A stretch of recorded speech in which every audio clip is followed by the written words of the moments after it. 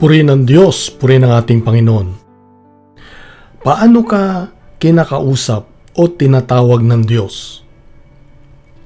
Sa tuwing ako ay umuwi sa Pilipinas mula dito sa Amerika, ako ay tuwan-tuwa. Bakit? Kasi pagkuha mo pa lang ng bagahe, pagpasok mo pa lang dun sa immigration, sa may airport, at pag umalis ka sa Pilipinas, yung mga tao doon, yung mga nagtatrabaho doon sa terminal, ay laging may sinasabi na gustong-gusto ko.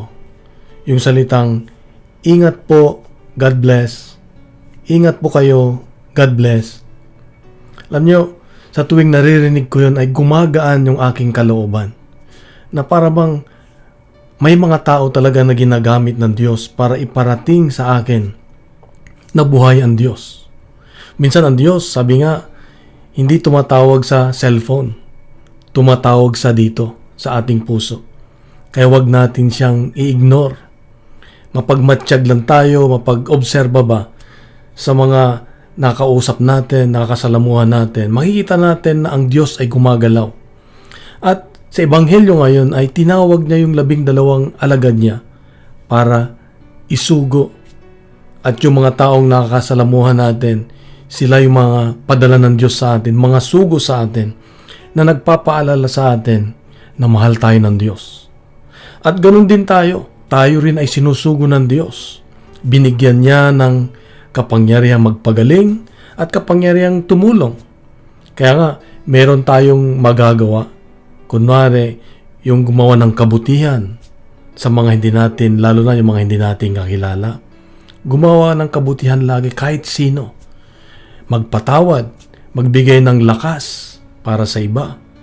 Minsan mayroon akong nakita estudyante sa isang eskwelahan. Umiiyak yung isang estudyante. Sabi ng tumabi yung classmate niya, sabi, umiiyak ka? Okay ka lang? At doon nagsimulang umiyak yung estudyante at nagbukas ng kanyang saloobin. At ito naman, walang iba kong ginawa kundi nakinig. Kaya bandang uli, nagpasalamat yung babaeng umiiyak. Sabi niya, buti na lang, tinabihan mo ako. Iniligtas mo ako. Siguro mayroon siyang planong hindi maganda. Kapatid, ito ang paalala ng Diyos sa iyo at sa akin ngayon na tayo ay tinatawag ng Diyos. Hindi para maging pare o maging madre o maging pastor siguro.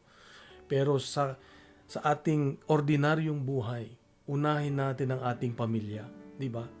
Gusto mong maglingkod sa iba, gusto mong pumunta, magmisyon.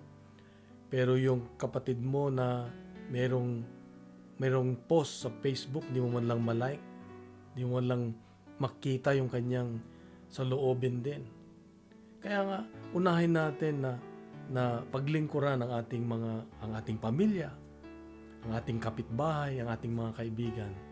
Nang sa gayon, maipadama natin ang pagmamahal ng Diyos, ang pag-ibig ng Diyos. Kaya kapatid, ito ang hamon ng Diyos sa iyo at sa akin ngayon, na tayo ba ay handang maglingkod para sa Diyos?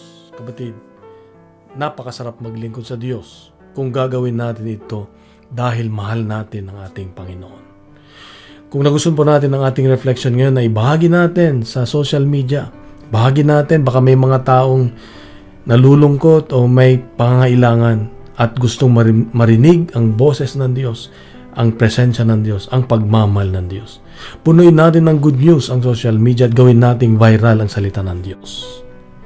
Sa mapagpalang araw sa iyo at sa iyong mga mahal sa buhay, God bless, God is good, ingat ka lagi.